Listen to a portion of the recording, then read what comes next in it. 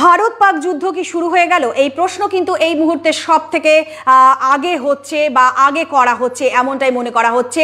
ভারতে ঢুকে ড্রোন হামলার চেষ্টা, ভারতের 15টি জায়গায় ঢুকে ড্রোন হামলার চেষ্টা পাকিস্তানের, এবং তার যোগ্য জবাব দিয়েছে এবার ভারত।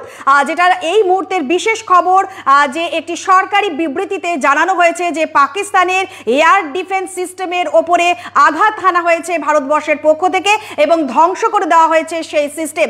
আবারও বলবো, এই মুহূর্তের বিশেষ খবর, সরকারি বিবৃতিতে এই খবর উঠে এসেছে এবং সেখানে জানা যাচ্ছে যে পাকিস্তানের এয়ার ডিফেন্স সিস্টেমের ওপরে আঘাত এনেছে ভারত, এবং এটার যোগ্য জবাব যদি বলা যায় যে ভারতবর্ষের 15টি জায়গায় ঢুকে ড্রোন হামলার চেষ্টা চালাচ্ছিল পাকিস্তান, এবং সেই প্রত্যাঘাত বা তারই আঘাতের প্রতিবাদ কিন্তু এটা। এবং সরকারি বিবৃতি অনুযায়ী যেটা জানা যাচ্ছে, পাকিস্তানের এয়ার ডিফেন্স সিস্টেমের ওপরে ভারতবর্ষের হানা এবং সম্পূর্ণভাবে ধ্বংস করে দেওয়া হয়েছে সেই এয়ার ডিফেন্স সিস্টেমকে।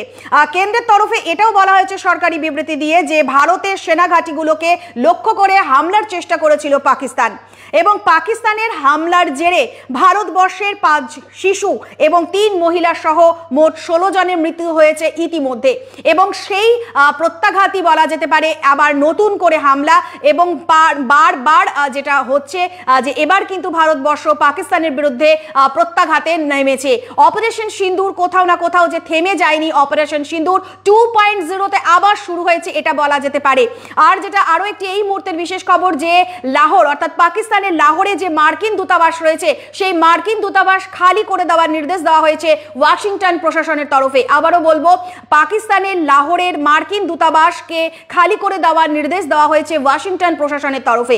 সব মিলিয়ে এই মুহূর্তে কিন্তু একেবারে যুদ্ধের দামামা বেজে গিয়েছে, এমনটা বললে বোধহয় খুব একটা ভুল হবে না।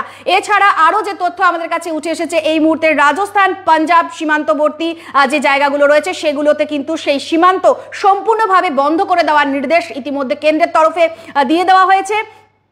এর পাশাপাশি সীমান্তরক্ষী বাহিনী বা বিএসএফ কে শুট অ্যাট সাইটেরও নির্দেশ দেওয়া হয়েছে। আবারও বলবো, সীমান্তবর্তী বাহিনী বা বিএসএফ কে শুট অ্যাটের ও নির্দেশ দেওয়া হয়েছে, সাইটের নির্দেশ দেওয়া হয়েছে, এবং সীমান্তে মিসাইল ডিফেন্স সিস্টেম বা অ্যান্টি ড্রোন সিস্টেম চালু করা হয়েছে। আবারও বলবো, সীমান্তে মিসাইল ডিফেন্স সিস্টেম ও অ্যান্টি ড্রোন সিস্টেমও চালু করা হয়েছে।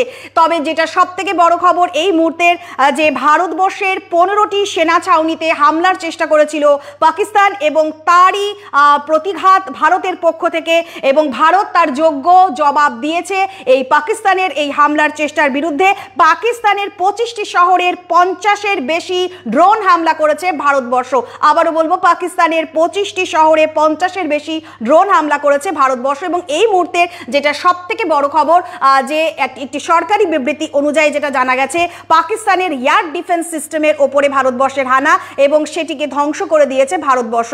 এবং এর পাশাপাশি লাহোরের যে মার্কিন দূতাবাস রয়েছে, সেই মার্কিন দূতাবাসকে খালি করার নির্দেশ দেওয়া হয়ে গিয়েছে ওয়াশিংটন প্রশাসনের তরফে। সব মিলিয়ে যদি বলা যায়, পাকিস্তান বা ভারতের যুদ্ধ দামামা বেজে গিয়েছে বললে বোধহয় খুব একটা ভুল হবে না, কারণ সব দিক থেকে কিন্তু এই মুহূর্তে একেবারে যুদ্ধের দামামা বেজেছে। তো যেই তথ্যগুলো আমাদের কাছে এসে হাজির হয়েছিল, আমরা চেষ্টা করলাম আপনাদের কাছে তুলে ধরতে। তবে এই সংক্রান্ত অর্থাৎ অপারেশন সিন্দুর সংক্রান্ত নানান তথ্য আমরা চেষ্টা করব আমাদের পেজে আপনাদের সঙ্গে শেয়ার করে নিতে। নানান আপডেটের সঙ্গে আমি সৌমি, আমার সহযোগী মিঠু ফের হাজির থাকছি। ধন্যবাদ।